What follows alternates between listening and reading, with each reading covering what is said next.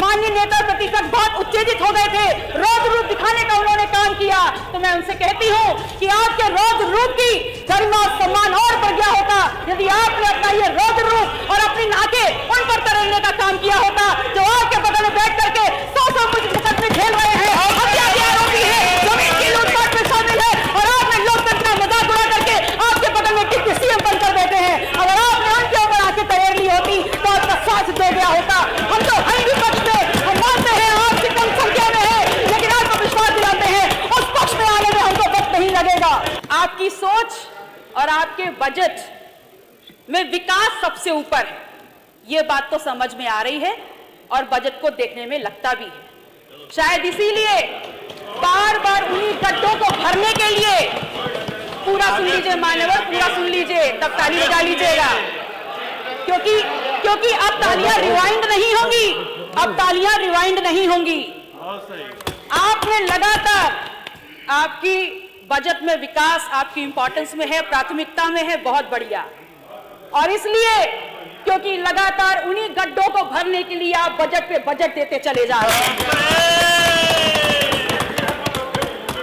तो मैं माननीय मुख्यमंत्री जी से कहना चाहती हूं कि आपके आसपास ही बैठे होंगे कोई अपने ही होंगे जो पिछले कार्यकाल में अपने गाल बजाते हुए बोल रहे थे कि 100 दिन में गड्ढे भर देंगे, 100 दिन में गड्ढे भर देंगे, और फिर आज पुनः वही गड्ढों में गड्ढे भरने का काम हो रहा है।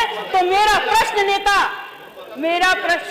नेता सदन से है, और मान्यवर आपके माध्यम से मैं अपनी बात उन तक पहुंचाना चाहूंगी कि इस प्रश्न का उत्तर जरूर दे दें कि गड्ढों में गड्ढों कर करके जो आप पैसा वहां ढांकने का काम कर रहे हैं उस पर क्या कार्रवाई होगी, इसका जवाब भी दे दीजिए।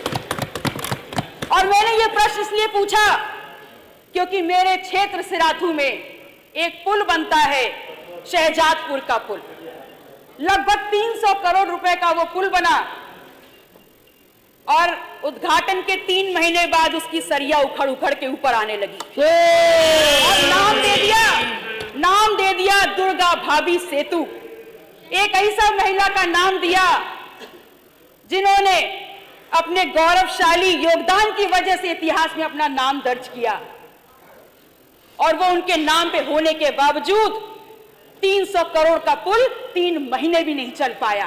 अगर नाम देना था तो मेहुल चौकसी का दे देते, नीरव मोदी का दे देते, गौतम अडानी का दे देते, दुर्गा भाभी का क्यों दिया? अगर दुर्गा भाभी का दिया था तो कम से कम उसकी क्वालिटी, उसकी गुणवत्ता तो इतनी मेंटेन कर लेते कि कम से कम उतने साल तो वो चल जाता जितना पुराना इतिहास दुर्गा भाभी का है। आपकी प्राथमिकता में स्वास्थ्य है और स्वास्थ्य से जुड़ी सेवाएं, तभी तो आपने उल्लेखित किया है कि 45 जनपद मेडिकल कॉलेजेस से आच्छादित हैं, 14 निर्माणाधीन हैं और 16 पीपीपी मॉडल पर बनाए जा रहे हैं। लेकिन मान्यवर, मैं ये कहना चाहती हूं कि आप हमेशा आधी अधूरी जानकारी ही क्यों देते हैं? आप किसको धोखा दे रहे हैं? इस प्रदेश की जनता को? मान्यवर, माननीय विधायक जी, है ये सब पूरा 5 मिनट, ये सब बहुत सदस्य है, सभी का नाम आ जाएगा, सभी का। इस प्रदेश की जनता को सांस लेते जीते जागते काम करते अस्पताल चाहिए, मुर्दा खोखले जर्जर भवन नहीं चाहिए। माननीय विधायक गौरी शंकर वर्मा जी, माननीय विधायक गौरी शंकर वर्मा जी, आप एक विधायक एक अस्पताल बनाइए, लेकिन उसकी गुणवत्ता ऐसी हो जहां 5 से 10 बार मरीजों की सेवा हो सके और उनको उच्च कोटि की स्वास्थ्य सुविधाएं मिल सके।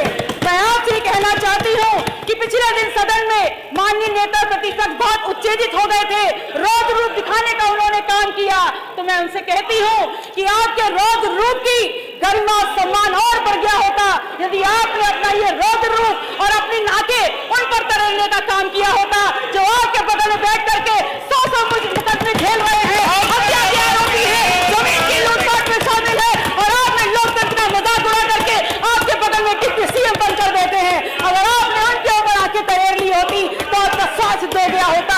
हम तो हर विपक्ष में हम मानते हैं आपकी कम संख्या में है, लेकिन आपको विश्वास दिलाते हैं उस पक्ष में आने में हमको वक्त नहीं लगेगा। आप सुरक्षा की बात करते हैं और सुरक्षा में माहौल लाते हैं। आप